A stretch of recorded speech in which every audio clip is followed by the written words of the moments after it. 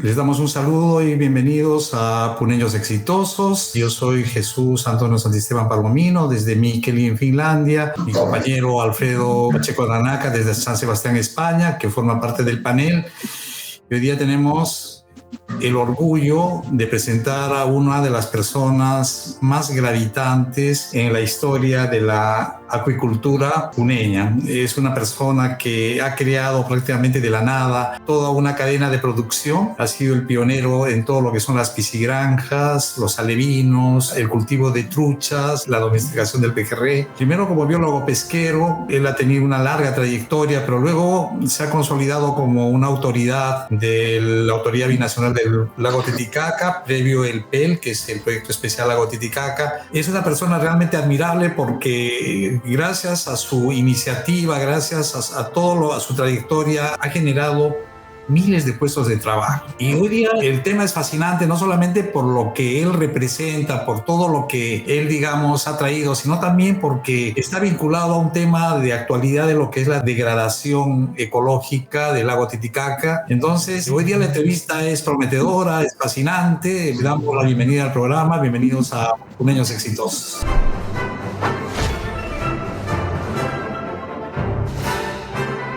Gracias por la presentación, Cucho, por tu intermedio. También un saludo a tus seguidores y yo me siento muy honrado con la oportunidad de hablar sobre este rubro tan importante como un producto de las aguas del lago Sagrado, como es la acuicultura que se está haciendo con jaulas flotantes, fruto lógicamente de una formación académica que me otorgó el título de oceanógrafo y también de ingeniero pesquero. Entonces, en ese rubro, el trabajo que he desarrollado durante mi carrera profesional en el lago Titicaca es un paralelo a lo que es la oceanografía, la limnología, en un realmente magnífico recurso, como es nuestro lago, que parece un mar Mediterráneo y en cuya superficie de 840.000 hectáreas, 8.500 kilómetros cuadrados, podrían caber hasta 3 o 4 países de Europa, ¿no? Es cierto, es cierto. Pero antes de continuar, le vamos a dar la palabra a Alfredo para que inicie un saludo para nuestro programa. Bueno, don Julián, bienvenido a esta serie de entrevistas. Esperamos que poder contar con muchos puneños para poder mostrar que puneños somos bastantes y somos bastantes también que están haciendo cambiar por Puno, ¿no? Como en su caso, que usted hizo mucho por Puno, sería bueno que más gente conozca toda su labor. Bienvenido a esta entrevista y estoy seguro que va a ser una entrevista muy buena. Julián, vamos a empezar esta entrevista. Quiero que nos hables de tu familia, ¿no? Yo he tenido el honor de conocer a tu familia, don Isaac, que es quizás también un gran emprendedor, ¿no? Desde su juventud. Creo que fue la primera persona que llevó el primer auto a Huancané, fue un empresario de bebidas gaseosas, es una persona totalmente comprometida políticamente con Puno. Y de tu mamá, que la señora Julita, que fue, digamos, una gran poetisa, pero fascinante, digamos, y Hernando, tu hermano, que es un hombre que se adelantó a su época en muchos aspectos, ¿no? En arquitectura, en muchos aspectos. Cuéntanos de tu familia, digamos, cómo creciste, el ambiente familiar, cómo te fuiste formando, digamos, no solamente como ingeniero pesquero, sino como ciudadano. Cuéntanos esa faceta de tu vida. Bueno, Cucho, en ese aspecto, previo saludo a Alfredo, debo comentarte que Manuel Isaac Barra Aguirre, mi padre, fue siempre una persona emprendedora y muy altruista, en base a sus enseñanzas y la praxis de esta empresa de envasado de gaseosas MIF Cola. Me acuerdo mucho que su competidor era la fábrica Excelsior de Constantino Sánchez, con el cual también eran muy amigos. Realmente en ese rubro aprendí de que el criterio empresarial y el emprendimiento permitían no solamente, digamos, desarrollar un rubro económico prometedor, sino también daba trabajo, que es lo importante, la creación de fuentes de trabajo. Y en ese hogar bien estructurado con mi madre, ambos, bueno, ahora ausentes en el cielo, a quienes recordamos bastante. Mi madre, pues, como lo ha dicho, era poetisa, era maestra rural, después fue maestra urbana en el colegio famoso de las Quistuñitas en la calle Cajamarca, al cual yo de chico iba a buscar a mi mami y las chicas pues me andaban correteando, así que tenía que salir rapidito. Bueno, entonces, sí, en el curso de mi niñez y mi adolescencia tuve también la oportunidad de apreciar el interés de mi padre de aprovechar una probable industria pesquera con la trucha que había sido sembrada en el año de 1940 y para el año de 1960 se encontraban ejemplares que alcanzaban el tamaño del salmón.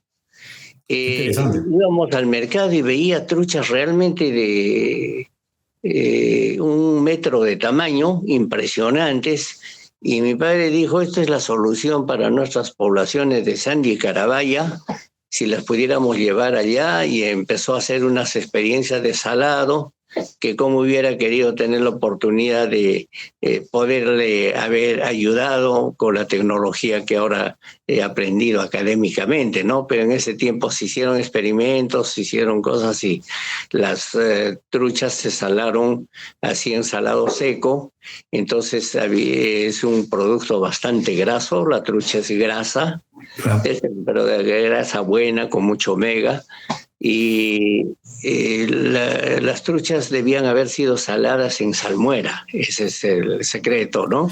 Entonces, bueno, eso me motivó bastante y el saber también que atraía mucho turismo, porque en ese tiempo llegaban charters hasta Arequipa y de Arequipa se venían en carros a Puno, donde los turistas estadounidenses sobre todo iban a pescar la monster trout por su tamaño. La calificaban como un salmón del tipo de Alaska, con la diferencia que la trucha del lago Titicaca era sumamente peleadora, tenía mucho coraje y generaba un interés inaudito en el turismo para la pesca deportiva con caña. Julián, ¿esa fue la trucha arcoíris introducida en los 40? O sea, ¿fue una trucha introducida o fue una trucha nativa? No, el lago Titicaca tiene su fauna y flora propia por ser una cuenca endorreica que no tiene conexión ni con el Atlántico ni con el Pacífico, y ese es su gran mérito también. Después podremos abundar sobre ese detalle. Pero en cuanto a las truchas, se introdujeron 4 especies: la trucha del lago, la trucha de arroyo, la salmofario y la trucha arcoíris. Yeah. Exactamente no se ha logrado explicar científicamente por qué la trucha de arroyo, llamada Salvelinus fontinalis, se ha circunscrito a las cabeceras del río Ilave, por el río Huenque, por el río Huancayane, se le encuentra. La trucha del lago no se volvió a saber del resultado de su siembra. Y la trucha salmofario, que rara vez también se le captura en algunos ríos y en el propio lago.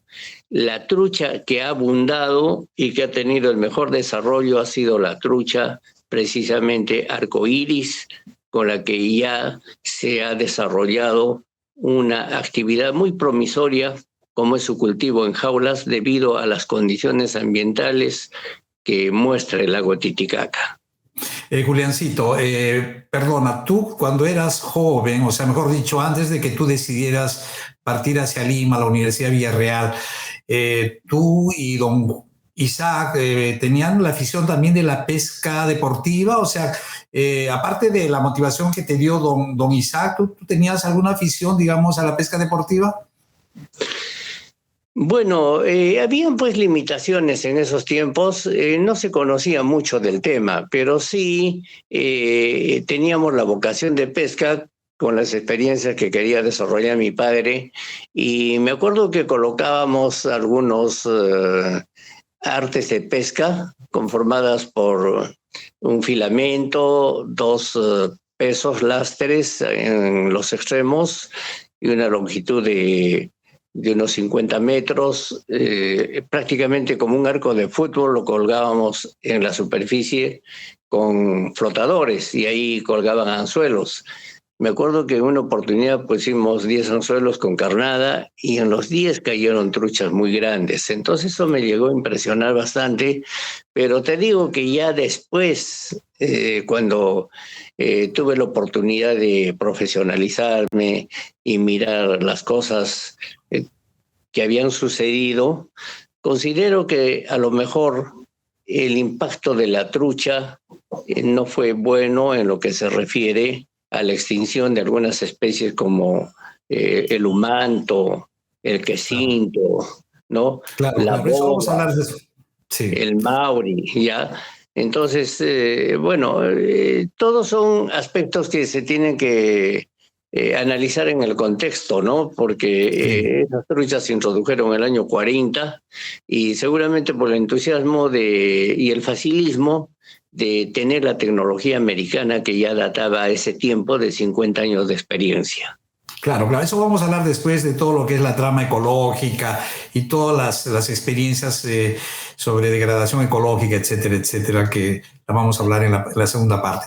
Pero bueno, tú partes a Villarreal, tú haces los estudios de oceanografía, biología pesquera, y es ahí donde también te vas involucrando en investigaciones. Cuéntanos tu experiencia en la Universidad de Villarreal.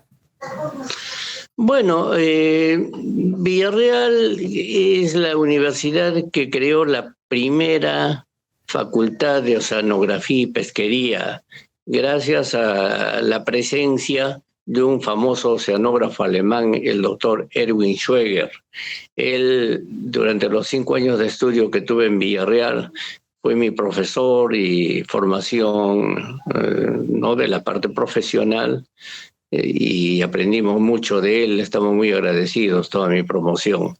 Entonces, en Villarreal nos dieron, a través del profesionalismo de este primer decano de la facultad, una formación que se orientaba a la explicación de los fenómenos de riqueza del mar peruano. En ese tiempo se hablaba de que el Perú era el primer país pesquero del mundo, ¿no?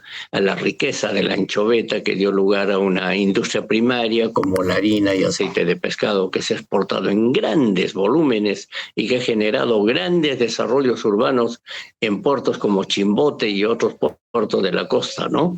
Entonces, en ese sentido, la parte de investigación era muy importante, y fue que me acuerdo mucho con la revolución del general Velasco, que se generó la necesidad de crear el Ministerio de Pesquería, donde en sus inicios yo trabajé, también nos formamos allí, y ahí se creó el Instituto del Mar del Perú.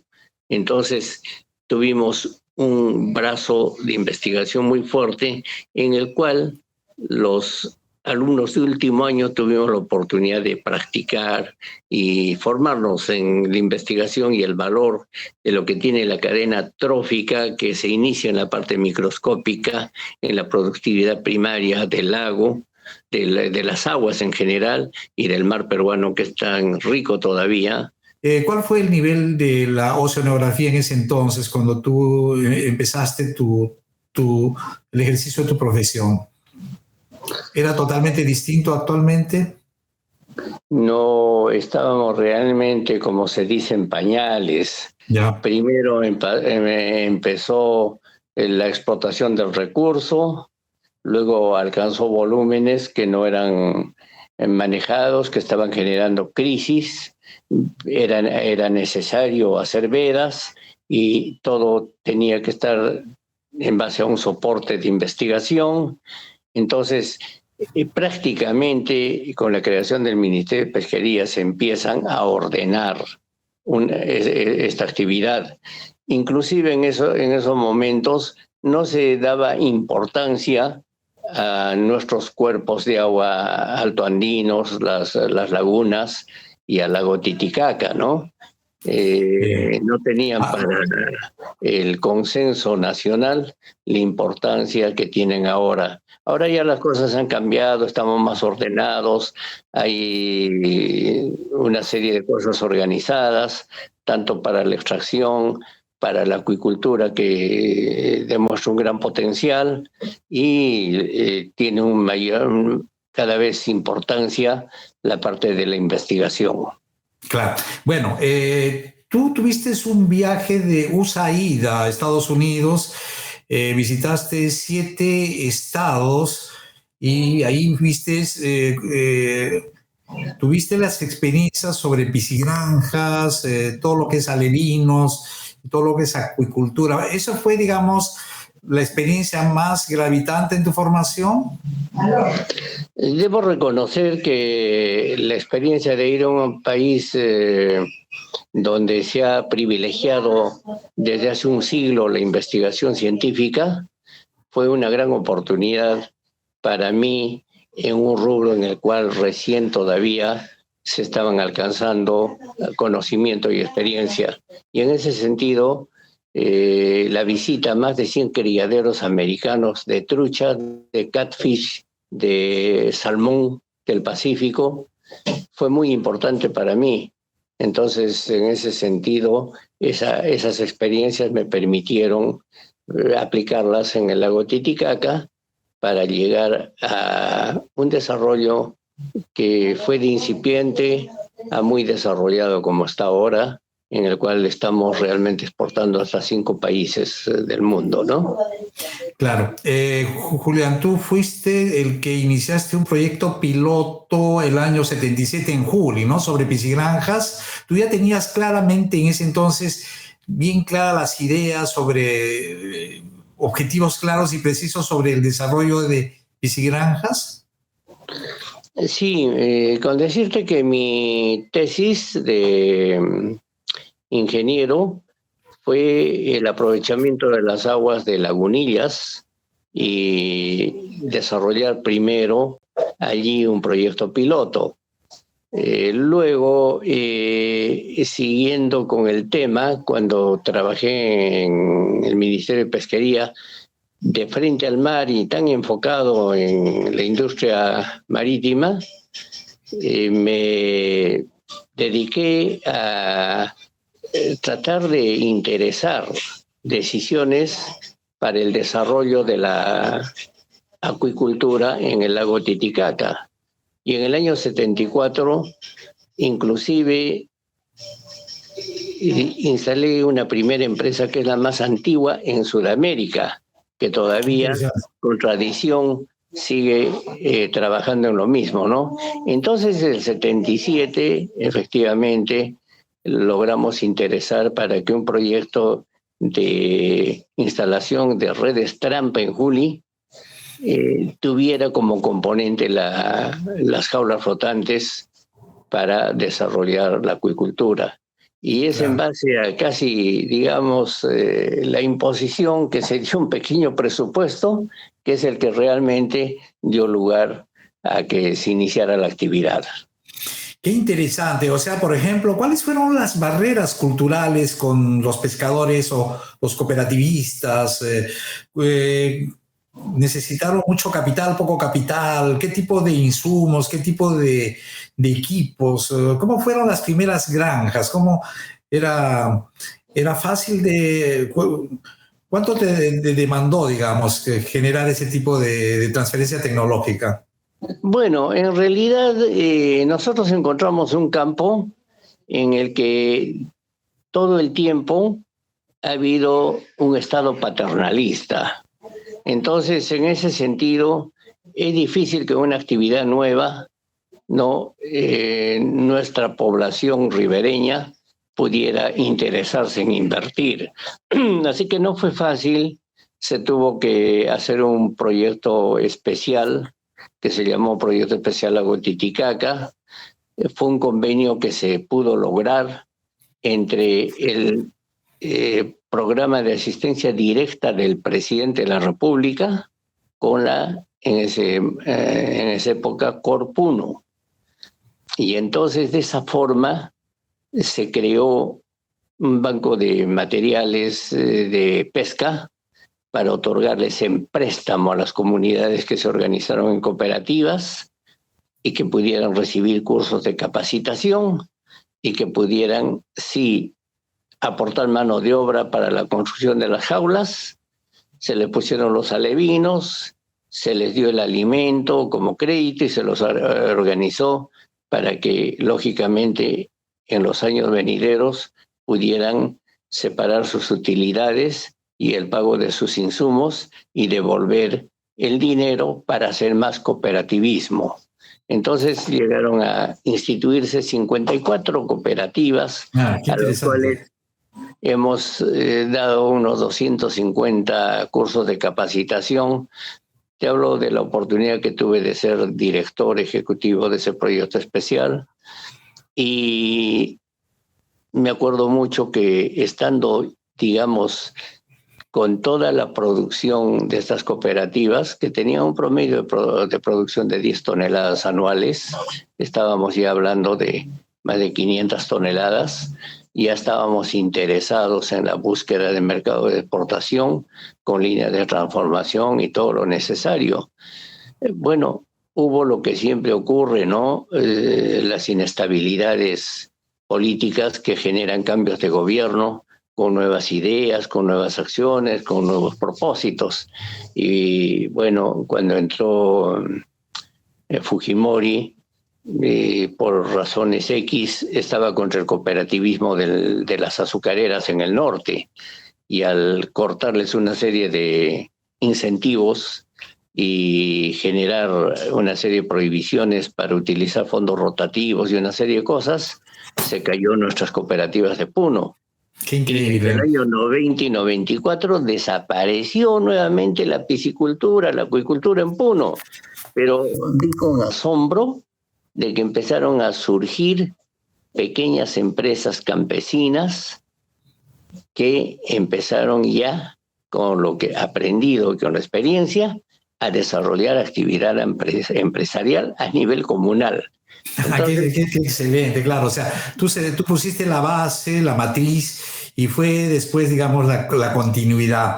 Pero, por ejemplo, para constituir una empresa en ese entonces, digamos, ¿qué estándares, qué requisitos se necesitaban? Supongo que la mayoría eran empresas legales, constituidas legalmente, ¿no? Ese era el propósito, que no naciera una actividad informal y desordenada. Entonces, tirios y troyanos, como se dice, entendieron que teníamos una realidad, una alta concentración de población en la ribera del lago. Eso por cuestiones climáticas. Ahí se han desarrollado las poblaciones altiplánicas y las culturas antiguas alrededor del lago. Es la zona también más beneficiosa en el clima, ¿verdad?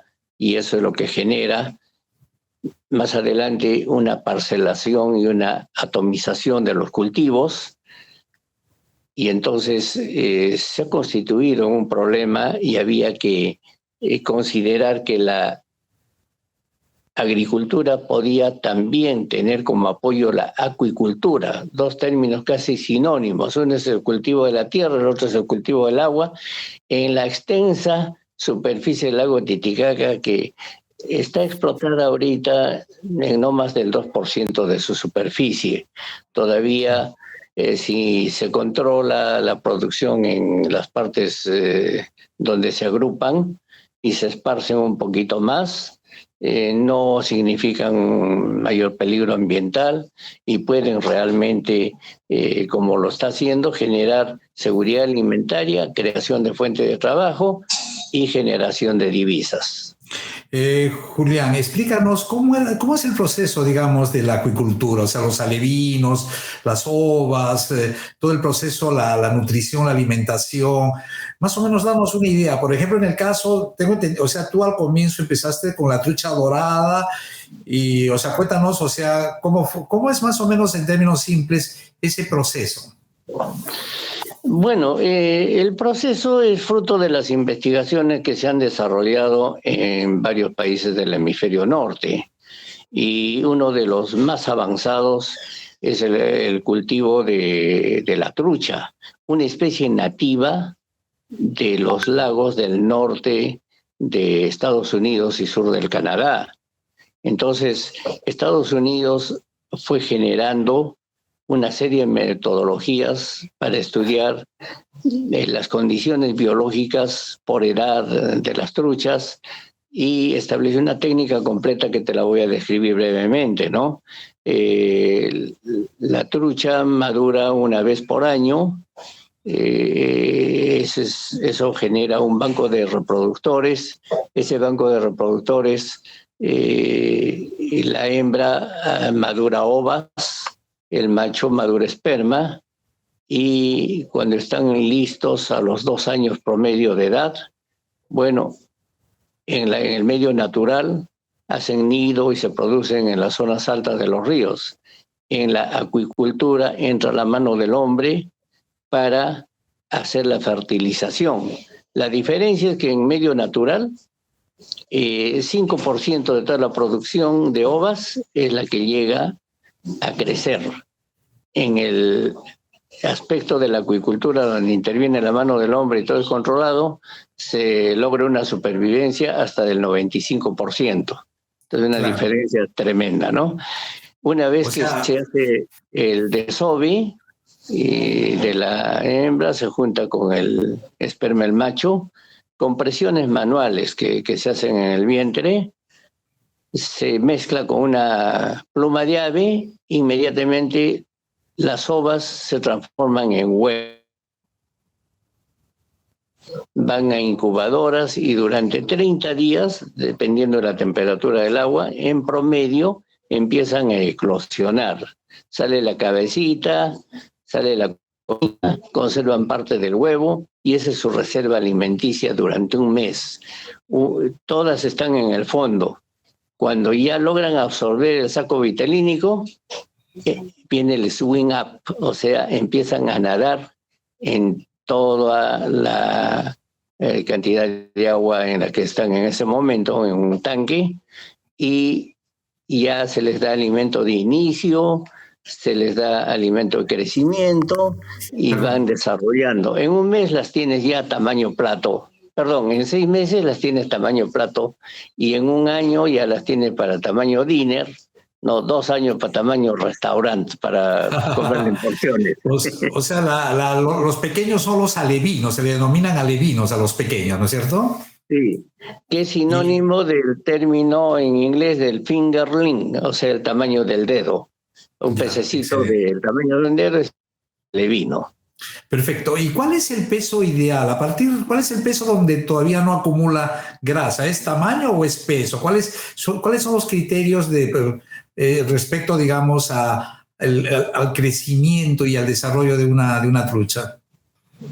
Bueno, básicamente es la dieta alimentaria, ¿no? ¿Ya? Por ejemplo, tienes la trucha que vive en ríos, que algunas más que la trucha salmonara del Titicaca, porque es una trucha magra, o sea, con menos grasa. Y es que en el río no tienen la cantidad de alimento que tienen en el lago donde engordan, ¿no? Entonces, también la carne es blanca. y los europeos prefieren la trucha color salmonado, o sea, la trucha del lago, ¿no? Entonces, el tema es un poquito en función de lo que pide el cliente, quien lo va a Qué consumir. interesante, qué interesante. Y bueno, ¿y cómo ha sido, digamos, la domesticación del pejerrey gigante que vino desde el Popó? Cuéntanos esa experiencia. Esa también es una oportunidad casual importante para la población altiplánica que vive alrededor del lago. El pejerrey es el pejerrey argentino, es el pejerrey del Atlántico que desova en el estuario del Río de la Plata. Y todavía los biólogos no se explican por qué la mitad de la población de pejerrey que ha eclosionado empieza a migrar hacia las aguas continentales por el Río de la Plata y se distribuye en la gran cuenca de la provincia de Buenos Aires, ¿no? Que tiene una serie de recursos, lagunas y todo esto, y la mitad regresa al Atlántico. Tampoco hay explicación el por qué el pejerrey demuestra una enorme plasticidad y crece de acuerdo al tamaño de los cuerpos donde vive. Originalmente el pejerrey es un pejerrey pequeño, tanto el del Atlántico como el del Pacífico. Entonces, encontrar ahora pejerreyes de un promedio de 1 kilo de peso en el lago Titicaca es algo que asombra al mundo científico. Entonces hay muchas cosas que investigar y analizar y explicar respecto a las condiciones medioambientales del lago Titicaca, que es una masa de agua tremenda para una altura en la que su vaso ha acumulado pues más de 853 kilómetros cúbicos de agua. Claro, entonces claro. Una masa de agua así suspendida en un futuro, incluso debidamente controlado y manejado su abastecimiento, que es factible también con aguas andino-amazónicas. Bueno, hay mucho que hablar sobre el tema. Claro.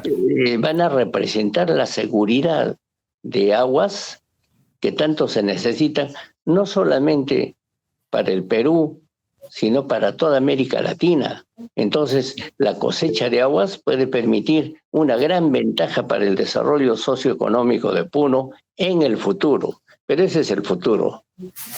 Claro. Bueno, le damos la palabra a Alfredo. Me acuerdo que cuando era niño había bastante pejerrey del lago, ¿no? Pejerrey bastante grandes y ricos. ¿Y por qué ahora ya no existe el pejerrey? No, ya no vemos el pejerrey. Y otra preguntita. El pejerrey, como dice ese pejerrey grande, ¿no sería más rentable exportar pejerrey que exportar trucha? Muy interesantes tus preguntas. Tendremos que hacer una analogía sobre el tema.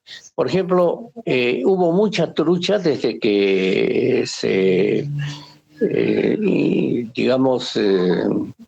hizo la introducción en el lago Titicaca por los años 40, y para el año 60 hasta el 69 tuvimos hasta 3 fábricas de conservas que exportaron trucha a Europa. Entonces se incentivó la pesca, ya no era con artes nativas ni con anzuelo, ya fue con mallas, ingresaron las redes y pescaban masivamente.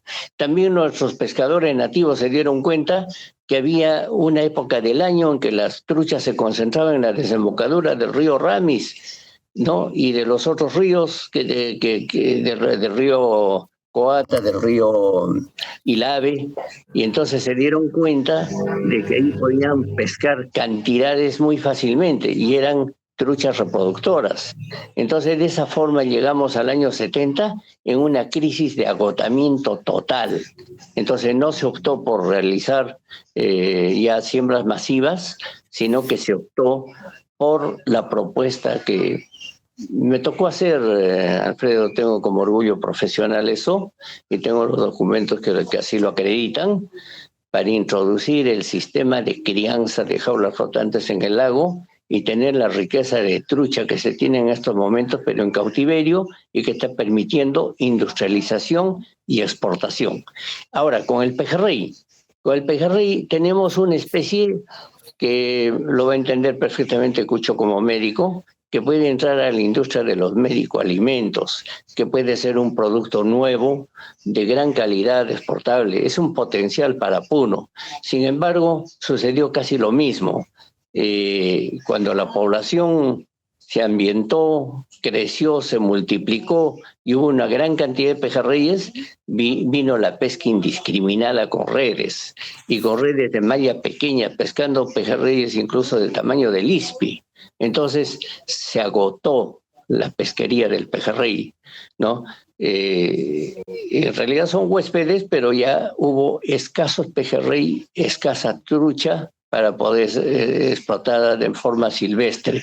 Y entonces ese es el tipo de explotación que en este momento tiene el pejerrey, que está en crisis. Sin embargo, también con el mismo criterio entramos, y ya no con tanta facilidad como fue desarrollar la tecnología que habían desarrollado los americanos y que solamente tenía que aplicar. Ahora teníamos que experimentar, teníamos que estudiar, teníamos que investigar cómo podíamos hacer de que el pejerrey se fertilizara artificialmente, cómo podíamos hacer, claro, sobre la base también de la experiencia adquirida con la trucha, cómo lograr que el pejerrey pudiera, después de fertilizarse, eclosionar, cuáles eran las temperaturas más adecuadas. Entonces el pejerrey es de aguas más calientes que de la trucha para su reproducción, y tenemos lógicamente que las temperaturas. Pero bueno, todo ese trabajo ya se ha ido haciendo, y felizmente ahora ya estamos cerrando un ciclo completo que no ha sido ni siquiera cerrado en su país de origen, que es la Argentina. Y ese es el orgullo también para los peruanos, que estamos cerrando el ciclo de producción de pejerrey. Entonces, muy pronto quizás tengamos la oportunidad de hacerlos crecer con un cultivo que es un poquito más dificultoso con la trucha, es un poquito más lento. El pejerrey no se alimenta igual que la trucha con la misma voracidad, lo hace muy lentamente, su crecimiento prácticamente se va al doble, pero eso también explica el por qué en este momento hay una diferenciación de precios. El pejerrey en Puno cuesta el doble que la trucha. 1 kilo de trucha está a 14 soles, el pejerrey está a 28, 30 soles.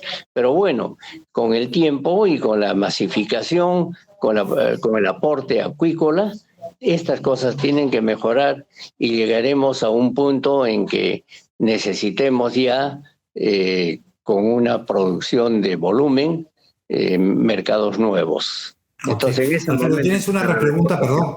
Sí, es que, por ejemplo, trucha en muchos países puede hacer la trucha, ¿no? Entonces sí, hay competencia en el mercado. En cambio, el pejerrey es un pescado de carne blanca, ¿no? Y es bastante también apetecible en muchos países, ¿no? Y si tenemos el pejerrey que es grande y solamente está en el agua, entonces tenemos casi más el monopolio de la producción, ¿no? Entonces ya no estaríamos, podríamos poner precios más altos y mayor beneficio, ¿no? Entonces, quizás pensar un poco, ¿no? De repente, de ir un poco más aliento al pejerrey para exportar, ¿no? A otro mercado, ¿no? Que podemos pedir más dinero por esa exportación. Me van a perdonar, vamos a pasar al siguiente tema, de lo contrario no vamos a poder abarcar toda la agenda. Hablemos ahora de la mejora genética, la triploidización. O sea, ese tipo de tecnologías son accesibles, son caras. ¿Cómo podríamos hacer para tener, ahora que la genética ha mejorado ostensiblemente, es muy caro, digamos, acceder a ese tipo de tecnologías? Bueno, por lo pronto la triploidización es una tecnología que significa que de 4 cromosomas que tiene la trucha, se bajen a 3, entonces son triploides. Eso prácticamente es el equivalente del capamiento en el ganado, en el ganado, sí. ¿no? Convertir un toro en buey. Entonces eso permite que, al no producir elementos sexuales en su desarrollo, en su maduración, todo lo convierte en carne. Es un animal voluminoso, más grande, eso ya con fines empresariales. Entonces, este tipo de trabajo ha sido circunscrito a grandes empresas de genética americanos. Nos ha costado averiguar cómo más o menos se llega a esa tecnología, pero se necesitan laboratorios sofisticados para desarrollarlos, que no los tenemos en el Perú. Sin embargo, bajo condiciones ambientales, con experimentaciones, con fotoperiodos se ha logrado hacer algo y todavía es una tecnología que tiene que consolidarse. De ahí que la importancia de las negociaciones con corporaciones americanas y de otros países debería tender a que se instalen ese tipo de laboratorios, en este caso en Puno, y podamos también producir triploides para generar una mejora en los costos de producción que se ve reflejado en volúmenes de exportación y podamos ser cada vez más competitivos. A eso camina la tecnología actualmente. Excelente. Un tema que también es fascinante, digamos, sobre los estándares biológicos, ¿no? Porque obviamente, por ejemplo, las granjas indiscriminadas sucedieron, por ejemplo, en el caso del salmón en Chile, generaron varias catástrofes ecológicas, ¿no? Donde murieron no solamente los peces de las granjas, sino también el océano. ¿Cómo podríamos nosotros llegar a, digamos, a generar una industria, o sea, una acuicultura, digamos, masiva, de escala, sin que tengamos que atentar contra, digamos, el equilibrio ecológico del lago Titicaca, ¿no? Porque obviamente, ¿qué tipo de instituciones necesitamos para hacer un monitoreo biológico para que esas catástrofes que han sucedido en Chiloé, en el sur de Chile, no se reproduzcan en el lago Titicaca? Sí, has tocado aspectos sumamente importantes que hay que tener en cuenta en una producción futura. Felizmente ahora todavía la actividad es un poco incipiente, pero está siendo bien controlada porque ahora existen los mecanismos y los medios. De hecho, el Ministerio de la Producción, antes Ministerio de Pesquería, tiene el SANIPES. Entonces habilita criaderos y controla sistemas de crianza que justamente vayan a un objetivo. Por ejemplo, los buenos hábitos en el manejo piscícola, ¿no? Entonces, no se puede dar excesos de alimento que puedan colmatar las aguas y se vayan al fondo y se descompongan con toda la secuencia eso de incrementos orgánicos y creación de nitrogenados que generan pues eutroficación y una serie de problemas, ¿no?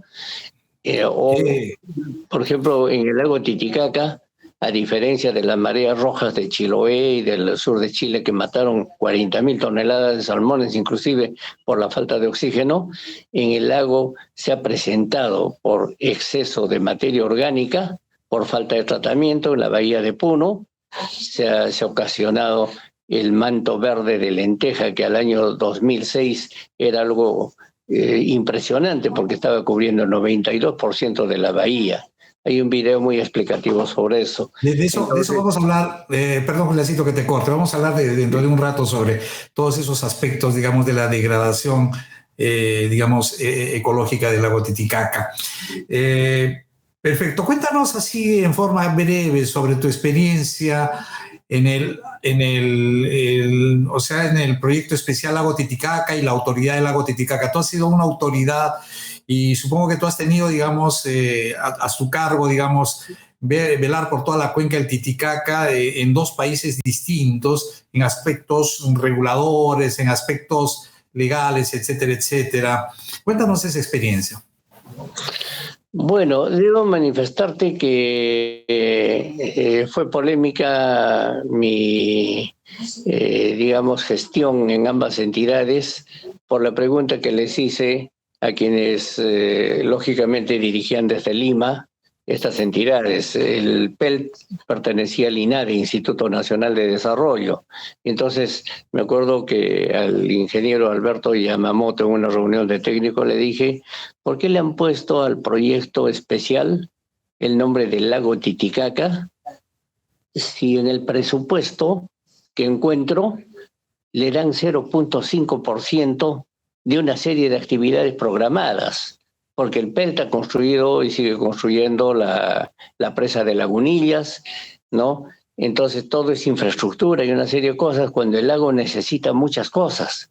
Entonces, al término de mi gestión, que fue breve también de 14 meses, pero con muchos resultados interesantes, ¿no? Dejé de que por lo menos ese 0,5 se convirtiera en 5%.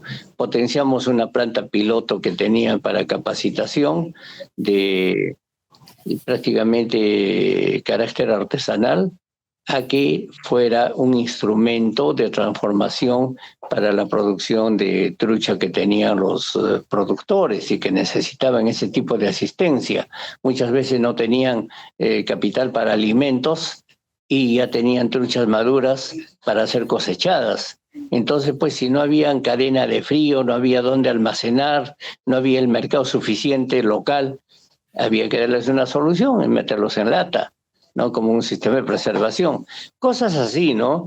Entonces, con eso te quiero decir de que la gestión del proyecto especial Lago Titicaca, aparte de todas las metas que tenía, ¿no? Tuvo dos aspectos que cambiaron su fisonomía. Dar soluciones al problema de disponibilidad y facilidades para industrializar la pesca o el producto de la acuicultura, y la otra, entrar fuertemente a solucionar el problema focal de la contaminación en la bahía de Puno.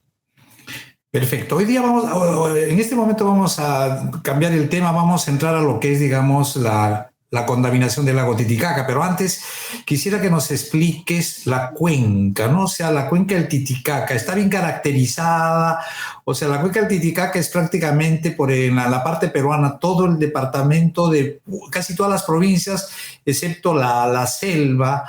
El lado boliviano es el Alto de La Paz. Habla así más o menos sucintamente, o sea, de forma resumida, cuéntanos sobre la cuenca del Titicaca. Sí. Mira, la cuenca del Titicaca demuestra haber sido una cuenca realmente gigantesca. El altiplano no es más que el sedimento que ha estado bajo una superficie y que se ha ido formando. Las montañas de los Andes son por levantamiento tectónico, por levantamiento geológico, y se advierte de que por fenómenos de fluvio-glaciación se han ido erosionando los cerros y se ha ido juntando y sedimentando la tierra, y conformó un fondo en lo que los bolivianos han llamado el lago Bolivián, que iba desde Ayaviri, digamos, al norte, hasta Oruro, en el sur. Y también está la teoría de que en la cordillera de Tres Cruces, con el Illimani, erosionó a través, pues, de cientos, miles de años, y logró una salida en la que violentamente salieron aguas del Titicaca hacia el oriente, ¿no? En la zona baja de La Paz, y de esta forma el remolino gigantesco formó toda la hollada de lo que es ahorita la sede de gobierno de La Paz, ¿no? Claro. Es una ciudad interesante. Entonces, la magnitud de este lago se ha ido reduciendo a lo que conocemos ahora, pero igualmente es muy grande, porque el desaguadero, que es frontera, ¿no? Tiene su curso hacia los salares, donde como no desagua las aguas ni en el Atlántico ni en el Pacífico, ha ido formando a través de milenios los salares, con una gran riqueza de litio, en este caso, que está en territorio boliviano, ¿no? Nosotros lo tenemos en Carabaya. Pero bueno, esa es otra cosa, otro tipo también de yacimiento. Entonces, ¿por qué, perdóname que te corte, por qué el salar de Coipasa pertenece a la cuenca y por qué el de Uyuni no pertenece? A pesar de que a veces, digamos, aguas se vierten en esa dirección.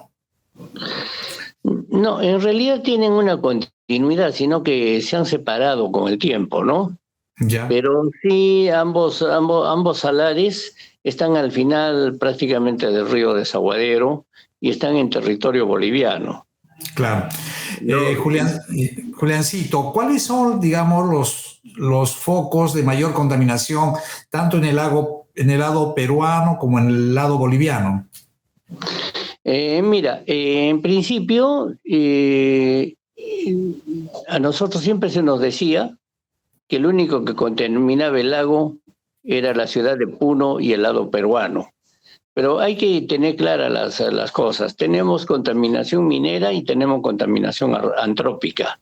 Y la contaminación de la bahía de Puno, que es un punto focal en el Perú, se ha dado por la contaminación de aguas que no son tratadas por parte de la población de Puno. Y en el año 82, me acuerdo mucho, Alfonsina Barrio Nuevo fue la primera periodista que en la revista Gente dio una alarma nacional indicando que el lago Titicaca se estaba convirtiendo en la cloaca más alta del mundo. Felizmente, para la superficie del lago eso no representa más que el 0,8% de su superficie. Pero bueno, el hecho es que nosotros teníamos en Puno el problema a la vista, en vitrina, digamos, lo mirábamos todos. En cambio, el punto focal de contaminación del lago Titicaca en la parte sur, en el lado boliviano, no se veía, ¿no? Está ¿Cuál es? en la desembocadura del río Catari, ¿no? O sea, la bahía de Coana, la bahía de Coana. La bahía de Coana, ese es el segundo punto focal, y demostramos a Bolivia de que ahí iban las aguas del Alto, con prácticamente 1 millón de habitantes, y que venían las aguas de Laja, de Viacha, y entonces estaba contaminando de tal forma que ponía en peligro todo lo que es la parte del lago, desde el estrecho de Tiquina hacia el sur, ¿no?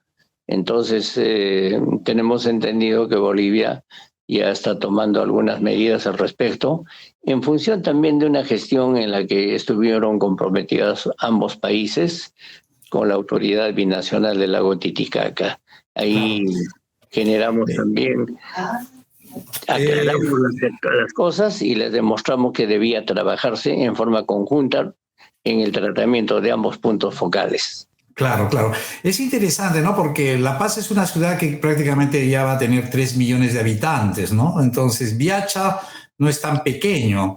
Entonces, toda esa cuenca, aparte de minas antiguas, la mina Matilde, ¿no? O sea, minas antiguas, todo eso es, digamos, una cuenca que es altamente contaminante, pero hay algo bien interesante todavía. O sea, La Paz, al ser una metrópoli, mucha de su gente se moviliza hacia el lago Titicaca como turistas.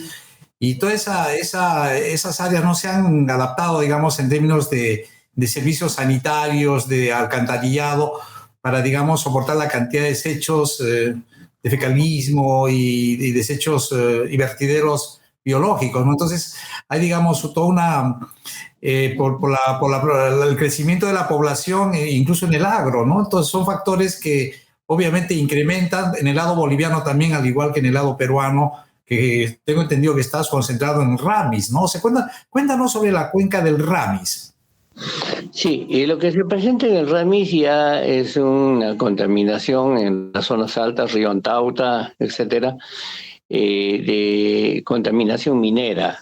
La explotación del estaño, la explotación del cobre, del hierro requiere mucha agua y lamentablemente, históricamente, las empresas que empezaron a explotar allí no hicieron el tratamiento de aguas debido que se exige en otros países. Entonces, la contaminación ha afectado la parte norte del lago Titicaca en el aspecto minero. Se habla mucho de que ya hay presencia de metales pesados en el lago que lógicamente también afectan a los peces y forman una cadena y llegan al hombre, ¿no? El caso quizá más fuerte es el que se presenta en la cuenca alta del río Coata, específicamente el río Cabanillas, que pasa por Santa Lucía. Más arriba del Cabanillas se forma por el río Cerrillos, que trae aguas limpias de Lagunillas, pero se junta con el río Verde, que es el agua que ha pasado por una serie de minas y yacimientos, ha recibido el desborde de lagunas de oxidación, y eso a través del tiempo ha causado un gran daño a la napa freática de toda la cuenca del Coata, que afecta incluso esa pampa enorme, esa planicie que vemos entre Juliaca y Puno, donde en este momento haces un pozo y a 8 o 10 metros y empieza la contaminación de la napa freática, sacas aguas envenenadas. Y eso ha Increíble. generado tremendas protestas, ¿no?, de todas estas poblaciones altiplánicas para que los resarzan de los daños, ¿no?, y solucionen el problema de este pasivo ambiental que es gigantesco y que realmente está en condiciones de catástrofe. Claro, claro. Alfredo, tienes la palabra. Sí, me parece que ahora es importante también la presencia de arsénico, ¿no? Porque el arsénico está relacionado con la explotación minera, ¿no? La de mercurio está relacionada con la extracción de oro, ¿no? Pues el arsénico está relacionado con la explotación minera, ¿no? Y se sabe que hay bastante cantidad de arsénico que está viendo los ríos al lago Titicaca, ¿no? Y hay que, más que a veces que el mercurio, creo que el arsénico es un problema ahora que es bastante latente. ¿Qué dices, Juliancito, sobre eso? Sí, efectivamente, pues uno de los metales pesados que en mayor abundancia está afectando el área es el arsénico, pero también hay presencia de mercurio en niveles altos concentrados en zonas extractivas de minas de oro, ¿no? Bueno, y hablemos de la bahía de Puno, de la lenteja y toda tu experiencia respecto al limpiado, digamos, cuéntanos esa experiencia interesante. Sí, básicamente te debo decir que la bahía de Puno, afectada hasta el año 2006 con un manto de lenteja que fue creciendo y creciendo año tras año, durante 40 años tuvo la presencia de una serie de corporaciones extranjeras, de institutos y empresas nacionales. Acumularon en estudios, es bastante estudiado el problema, un diagnóstico que llegó a costar hasta $11 millones, pero todo eran estudios y estudios. Entonces, nosotros consideramos que debíamos retirar en forma veloz el manto de afectación nociva de crecimiento de la lenteja. Y pude apreciar de que para el dragado del río Desaguadero habían 2 gigantescas dragas con brazos de 19 metros, ¿no?, que tenían varias posiciones y que estaban paradas porque necesitaban un nivel de mantenimiento.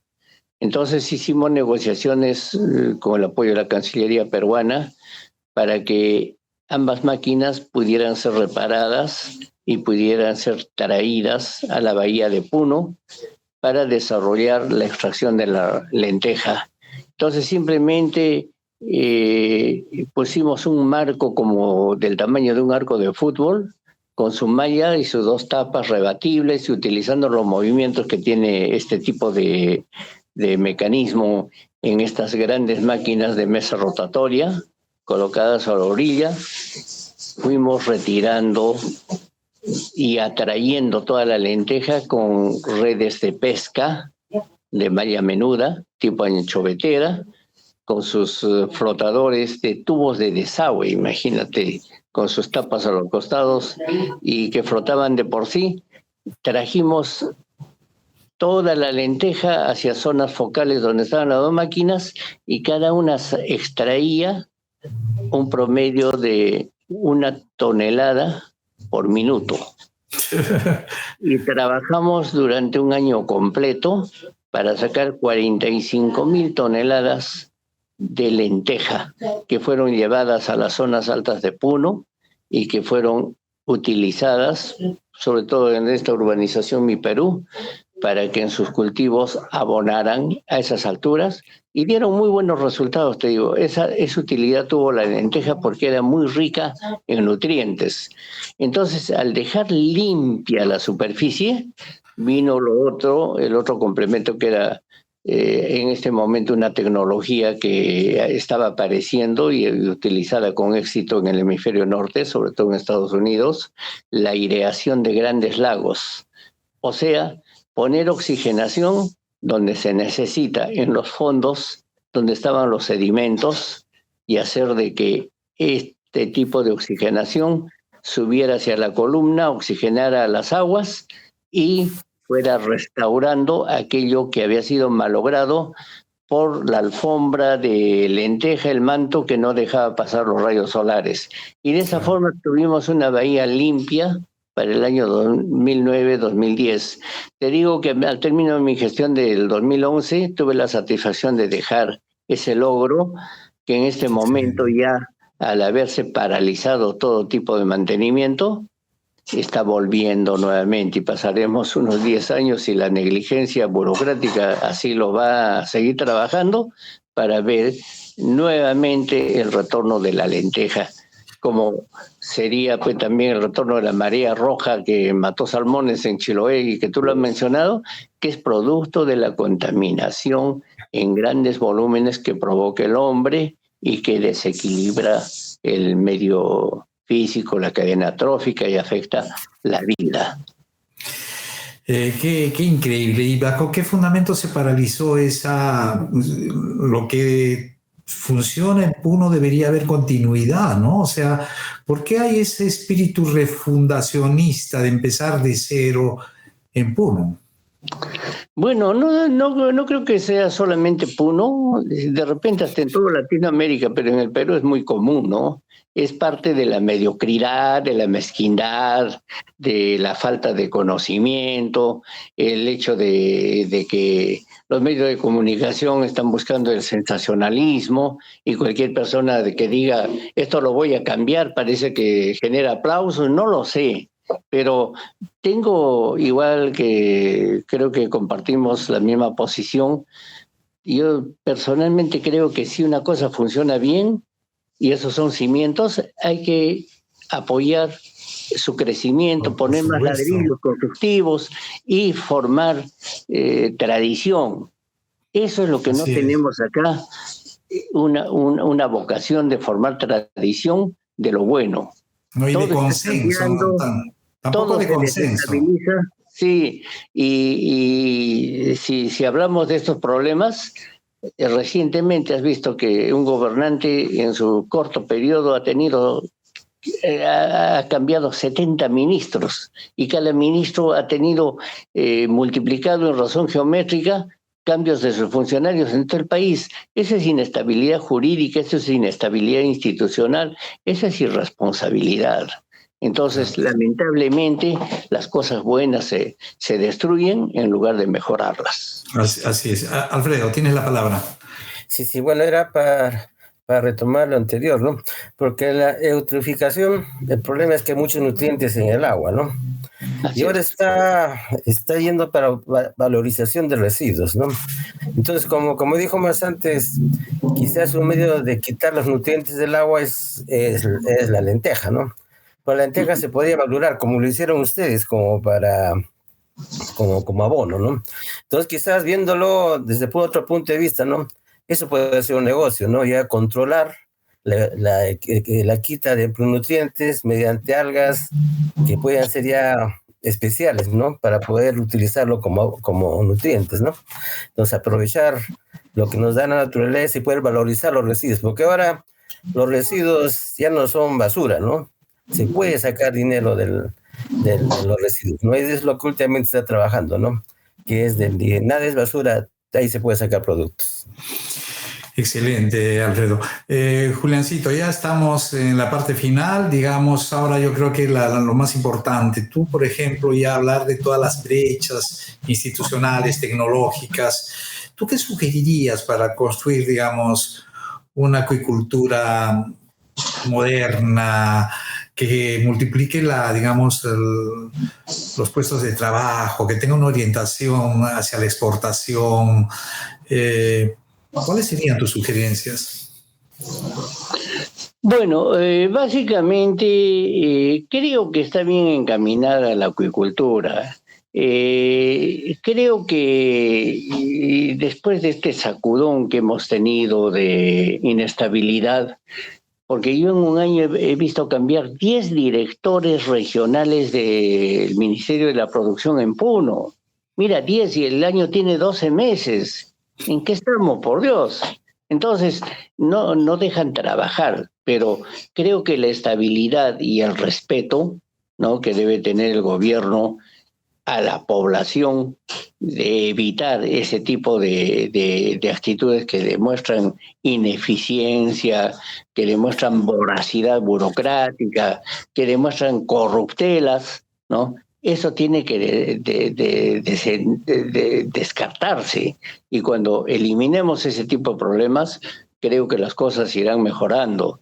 Entonces, nada más hacer lo que estás haciendo, Cucho, y yo creo que es una labor encomiable, ir resaltando el potencial humano que podamos tener, ir transmitiendo al resto, digamos, ese tipo de ejemplos y el aporte de muchas personas en diversos campos, para que nuestra población reflexione, entienda, sepa elegir también a sus gobernantes y busque una estabilidad que es importante para el desarrollo de no solamente la región, sino del país, ¿no?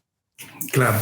Yo pienso de que yo creo que este programa tiende a eso, ¿no? A convocar gente, dentro de la complejidad de cada problema, a identificar, digamos, las relaciones de causalidad y efecto, entender que los sistemas son complejos y tratar de buscar cuáles son, digamos, las intervenciones que podrían tener impacto en revertir esta tendencia, ¿no?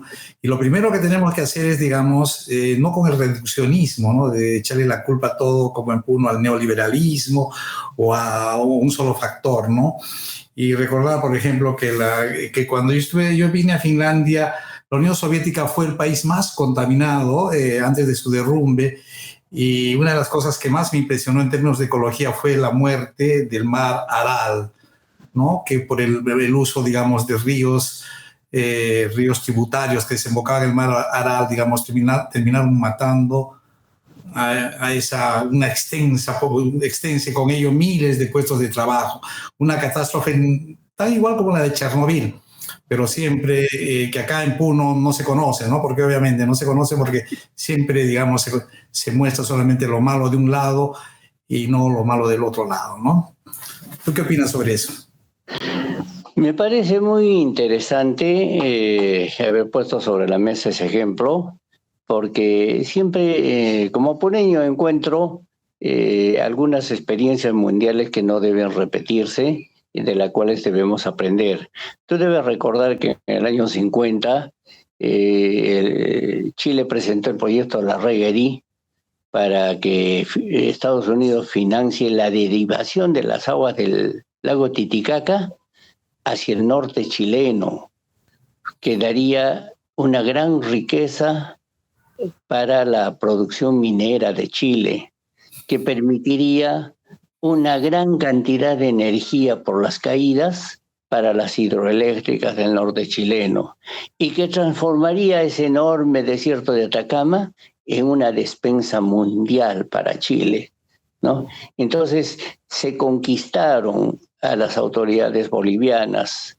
Estuvo el canciller en Estados Unidos y le hicieron ver de que no podíamos ser egoístas, pero y Bolivia, cuando había un gran potencial y que debía pensarse en el colectivismo humano y una serie de cosas, ¿no?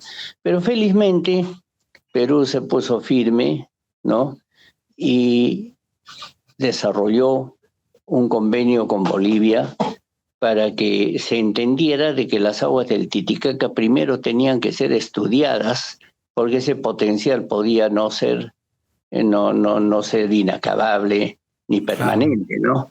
Claro. Entonces, felizmente, justamente a través de estas negociaciones, con la participación de la Comunidad Económica Europea que financió con $10 millones, se desarrolló un plan director, y justamente de ahí nace la ALT, para cuidar el equilibrio hídrico del lago Titicaca. Cuando yo hablo de potencial del lago, hablo de que, por ejemplo, las aguas del Divortium Aquarium de la Cordillera Oriental, que deberían venir del distrito de Macusani hacia la vertiente del lago, Sí. se van hacia el Amazonas. Uh-huh. Es por el tema de las aguas andino-amazónicas y lógicamente de la ciudad de Macuseni tú ves el río que pasa 10 metros más abajo y se va hacia el oriente.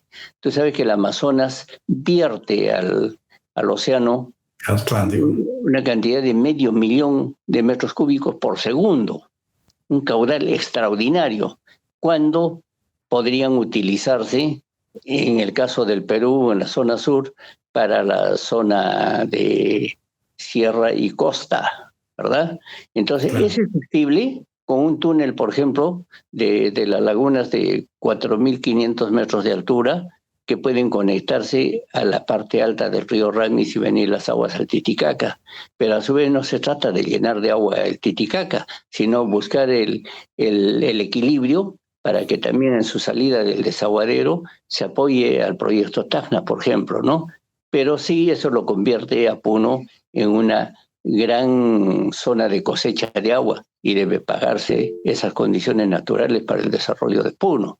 Entonces, esos aspectos van en función de que no tengamos un estrés hídrico que se anuncia para el futuro. Algunos expertos han dicho que del lago Titicaca va a tener un estrés hídrico que lo va a secar y que van a tener solamente 3 secciones van a quedar como para su conservación.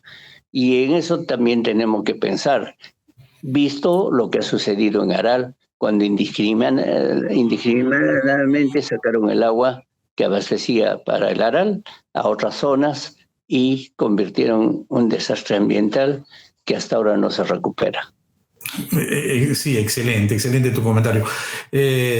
Alfredo, tienes la palabra y acá sí vamos cerrando el programa. Tu micrófono. Disculpa. Sí, pues, nosotros tenemos la bendición de que evaporar el agua se necesita bastante energía, ¿no? Y es evaporar el agua y puedes condensarla, qué es lo que pasa con las nubes, qué se pasa con la lluvia, y que lo haga a 4.000 metros, pues se nos da cualquier cantidad de energía que al hacerlo caer a la costa, podemos producir hidroeléctricas y también irrigación, ¿no? Entonces, nosotros tenemos este futuro, ¿no? Porque ahora el problema del futuro es la energía. Y podemos tener energía a través de hidroeléctricas y la idea es reconducir esa agua a lugares donde podemos hacer agricultura, ¿no? Somos privilegiados, ¿no? De tener el lago, estar a esa altitud y ya pensarlo de otra forma, ¿no? Ya pensarlo para el futuro. Que cómo podemos hacer para que en el futuro uno sea realmente una potencia, ¿no? Que puede ser, ¿no? Porque naturalmente tenemos el agua que está a una altura y es una energía que se debe utilizar.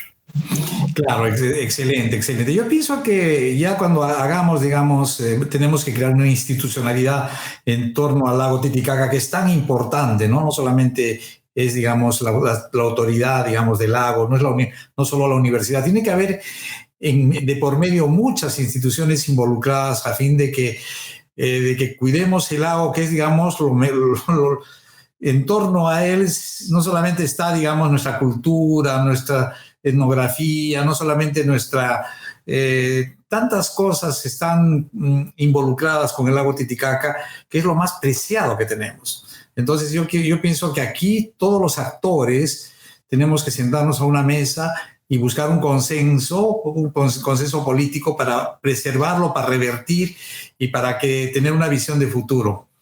Perfecto, entonces, antes de darle la palabra para la última, Alfredo, vamos a pedirle a Julián que se despida del programa. Estamos muy agradecidos de haberlo tenido acá.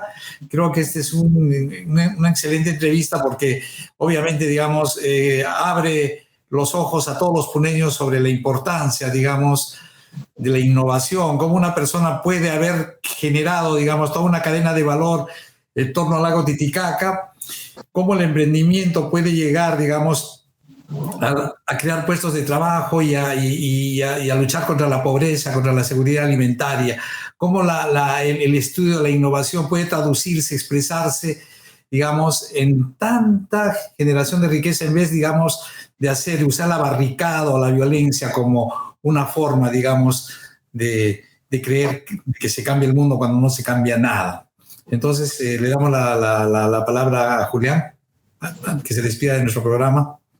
Gracias por la oportunidad. Hemos hablado de bastantes cosas y quisiera resaltar el hecho de que tuve la gran satisfacción de que mi alma mater, la Facultad de Oceanografía y Pesquería, le ponga el nombre del Laboratorio de Hidrobiología como Julián Barra Catacora. Excelente. El reconocimiento de esta alma mater a los logros de una investigación que se hizo con la trucha arcoiris y que mutó a la famosa trucha dorada. La trucha arcoiris tiene 10 o 12 puntitos dorados que se transformaron en este gen oculto en una piel dorada completa de una preciosa trucha que también demuestra algunas particularidades interesantes como una mayor consistencia en la carne y un mayor rango de omegas, estudiado por la Universidad de San Marcos y también por la Universidad de San Andrés de Bolivia. Así que ese aporte me satisface mucho como resultado, y también cuando se tocó el tema familiar, decirte de que bueno, nosotros después de una vida de trabajo hemos también enseñado a nuestros hijos y espero que ellos continúen la labor a través de sus respectivas familias, porque yo tengo hasta bisnietos, ¿no?